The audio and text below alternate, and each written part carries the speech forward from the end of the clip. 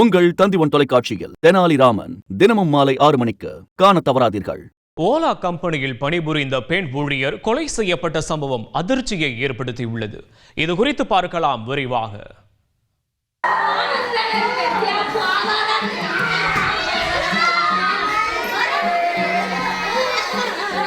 கிருஷ்ணகிரி மாவட்டம் ஊத்தங்கரை அடுத்த கஞ்சனூரைச் சேர்ந்த தீபா என்பவர்தான் மர்ம நபர்களால் கொலை செய்யப்பட்டுள்ளார்.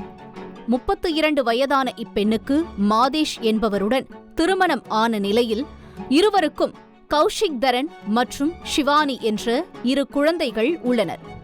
இதனிடையே சில கருத்து வேறுபாடுகளால் 5 ஆண்டுகளாக தீபா தனது கணவரான மாதேஷை பிரிந்து வாழ்ந்த நிலையில் அவர் 1 வருடத்திற்கு முன்பு உடல்நலக்குறைவால் உயிரிழந்துள்ளார்.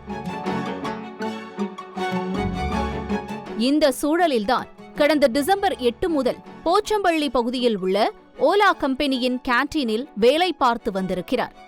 இதனைத் தொடர்ந்து டிசம்பர் 2ஆம் தேதி வேலை முடிந்த பிறகு கம்பெனியிலிருந்து வீட்டிற்கு திரும்பி வந்தபோது யாரோ 2 பேர் தன்னை பின்தொடர்ந்து வருவதாக தீபா போன் மூலம் தனது நண்பரான கௌதம் என்பவரிடம் பதற்றத்துடன் கூறியுள்ளார்.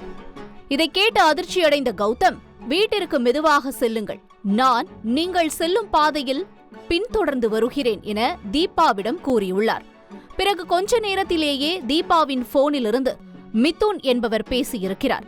அப்படி அவர் பேசிக்கொண்டே இருக்கையிலேயே தீபாவின் பயங்கரமான அலறல் சத்தத்துடன் போன் துண்டிக்கப்பட்டதாக கூறப்படுகிறது.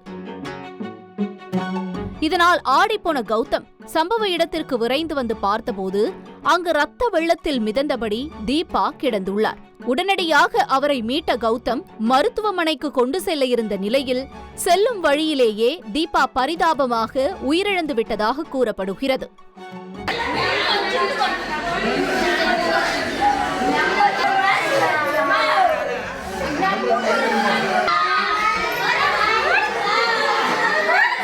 இதனைத் தொடர்ந்து இதுகுறித்து தகவல் அறிந்த ஊத்தங்கரை காவல் துணை கண்காணிப்பாளர் சீனிவாசன் தலைமையிலான போலீசார் சம்பவ இடத்திற்கு விரைந்து வந்து விசாரணை நடத்தினர்.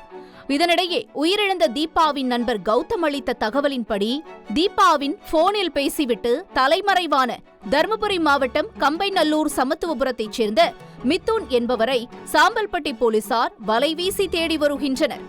மேலும் இதுகுறித்த போலீசாரின் விசாரணையில் உயிரிழந்த தீபா கணவருக்கு தெரியாமல் அப்பகுதியில் ஆங்காங்கே தனியாக வாடகை வீடு எடுத்து தங்கி வந்தபோது சிலருடன் தகாத உறவில் இருந்து வந்ததாகவும் இதனாலேயே மனமுடைந்த தீபாவின் கணவர் தற்கொலை செய்ததாகவும் தெரிய வருகிறது.